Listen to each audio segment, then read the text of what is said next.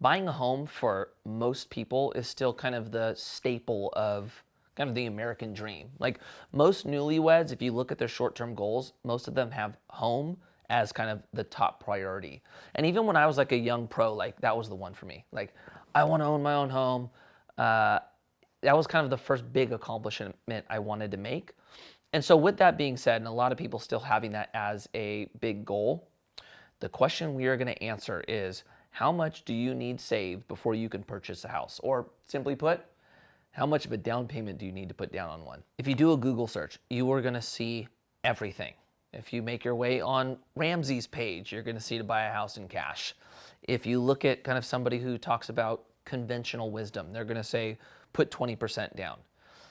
With how expensive home prices are right now, 20% sounds crazy, and the bank doesn't require you to put 20%. So should you put 5% or 3.5%? You're going to see buy in cash all the way down to as little as possible. So what's the best move? That's what we're about to cover. But first, I'm going to ask you to like and subscribe to the channel. And look, I'm selfishly asking, I do it every time, but it's huge. Like the videos get out there to more people, and we're really trying to create content that will add value and help people in some of these big financial decisions. So we appreciate it, and we're stoked you guys are all here.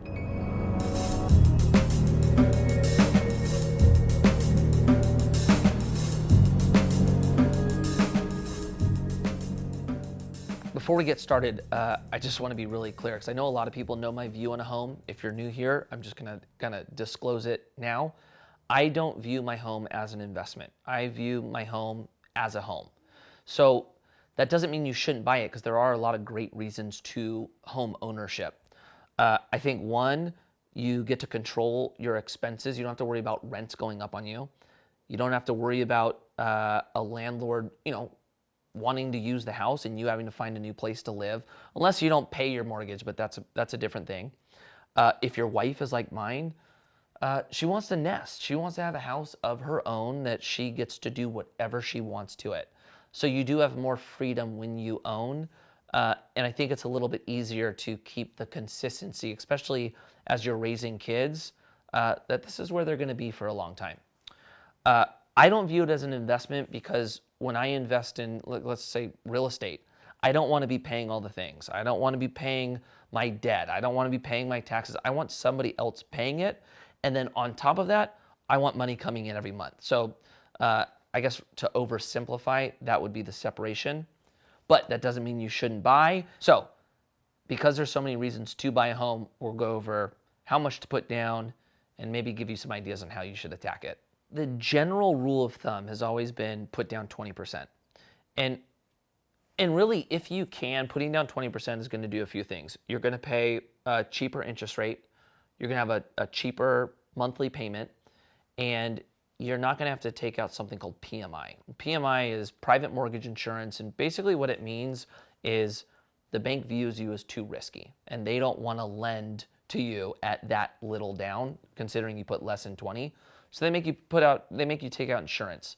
It's pretty much covering your butts. So just keep that in mind. The bank views you as too risky. So there is an argument to be had that you're taking on greater risk by not putting down 20. Now, a lot of people say, yeah, but dude, 20%, that's a lot of money right now. It is.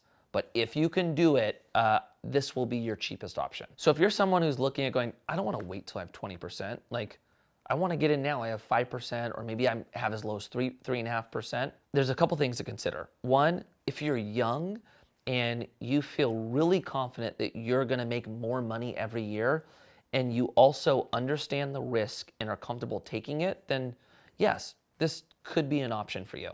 If the market goes up, which everyone says it always does, it's not true, but if it does, that could be pretty big for you. You can then have more equity to roll over into your next house.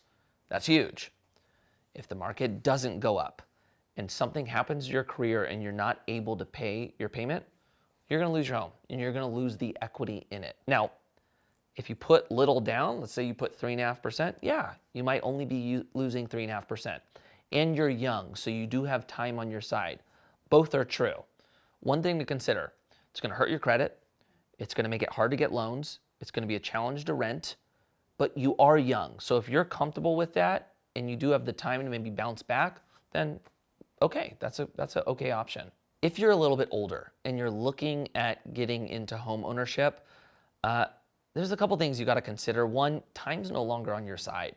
And so it makes it a little bit harder to take risk because taking a loss when you're older is a little bit more devastating. You just don't have time to kind of claw back. And also, as you get older, you kind of have more responsibility. So there's more on the line. But I will say this, look, everybody's different. Like everybody has their own risk tolerance. Everybody has a different capacity to be able to handle the risk they're taking. So just make sure you're evaluating both components. If you're telling yourself nothing can go wrong, you're kidding yourself. Things always can. So just be mindful of them and do that when you're considering putting less down. But my view, as you get older, I wouldn't look at putting as little down as possible. One thing that kind of we hear pretty frequently is put down as little as you can so that you can maximize your ROI. And it's the idea of if you borrow more money, you have less money in a deal, well, that could be a higher return on your money. And we'll also hear things like, get your money invested when you're young because that gives you a greater time horizon to make more money. So it's all about putting as little down, taking a HELOC or pulling money out of your home to invest. We wouldn't recommend doing any of that. That is kind of to my first point. Don't treat your home like an investment. Talking about max leverage and ROI, start looking at those things when you are looking at investment properties. Don't put your home at that type of risk. It's your home. So if home ownership is a goal of yours and you're looking at the kind of the different amounts that you could put down, again, gauge the risk involved and make a decision that best fits your goals, but make sure you do the due diligence, and I think that will be the biggest blessing in helping you make the best decision.